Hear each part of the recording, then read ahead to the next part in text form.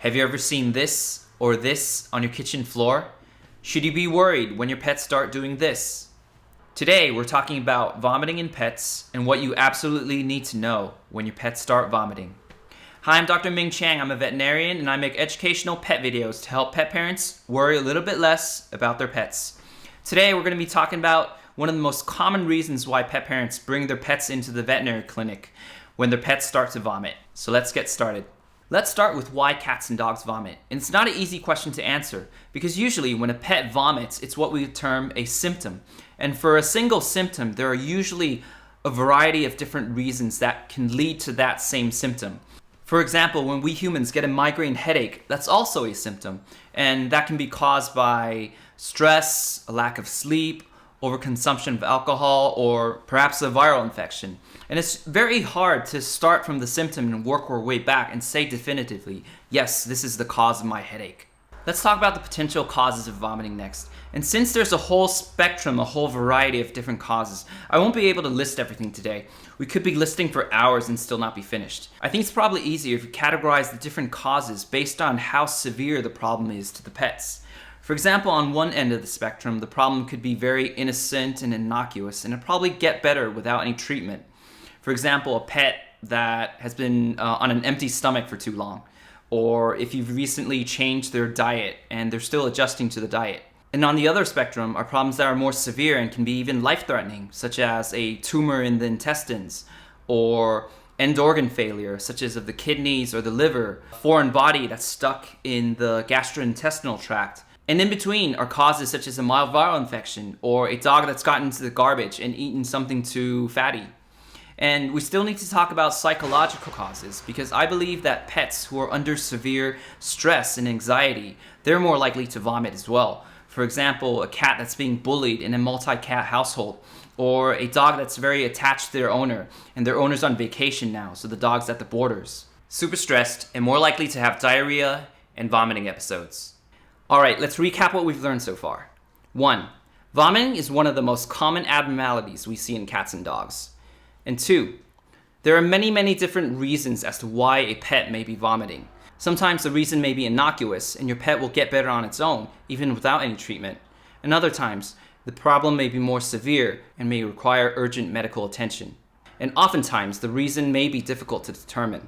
If you're listening to this and thinking to yourself, I'm more freaked out and stressed out than ever before, you're not helping at all. That's what we're going to talk about next. When is it okay to just stay at home, observe, and rest up? And when is it more sensible to take your pet to the vet? What I want you to do is try and stay calm, take a deep breath, and not just look at one piece of the puzzle. For example, your pet's just vomited. That's one puzzle piece. And if you continually stare at this puzzle piece without doing anything else, it's very hard to get a good overall picture of what's going on. What you need to be doing is to collect more puzzle pieces. And by putting these pieces together, you'll have a better understanding of what's going on, and you can make a better decision. Oh look, it's a hedgehog. Puzzle piece number 1. How is your pet behaving? Do they seem like their usual selves, or do they seem a little bit off?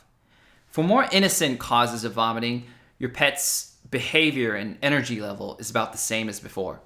Your dog greets you at the door, they want to go for walks, and they want to play.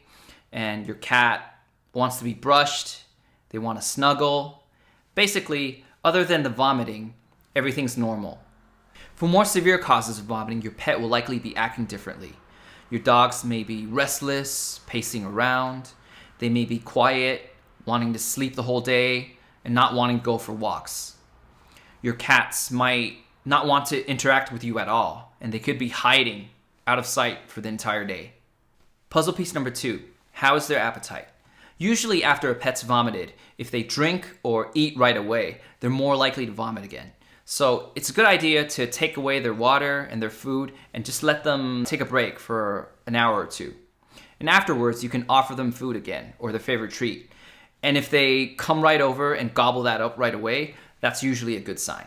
However, if your greedy cat or dog who usually chows everything down is now suddenly completely off their food or eating very little, then that is a sign of concern and medical intervention may be required.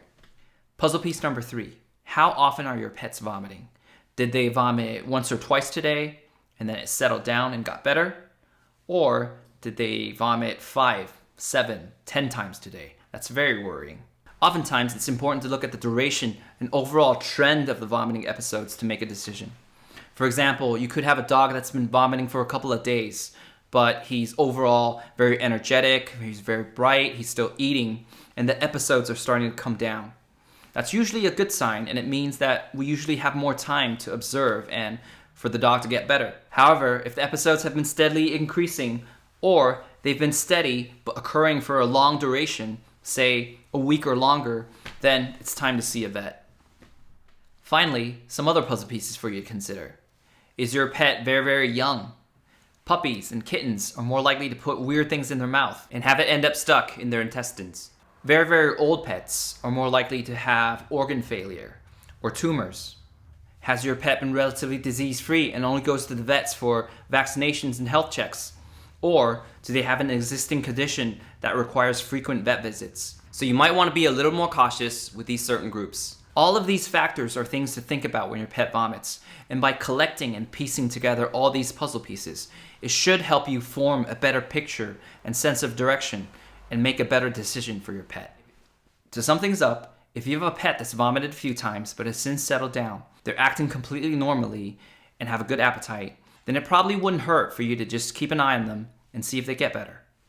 On the other hand, if you have a pet that's vomiting more and more frequently, or they've been steadily vomiting for a long time, they're acting weird, quiet, and restless, and they have a poor appetite, then these are signs that you should go see a vet. Hope you guys liked my video and learned something today. Feel free to give me any comments or suggestions in the comments below. I'll see you next time. Take care.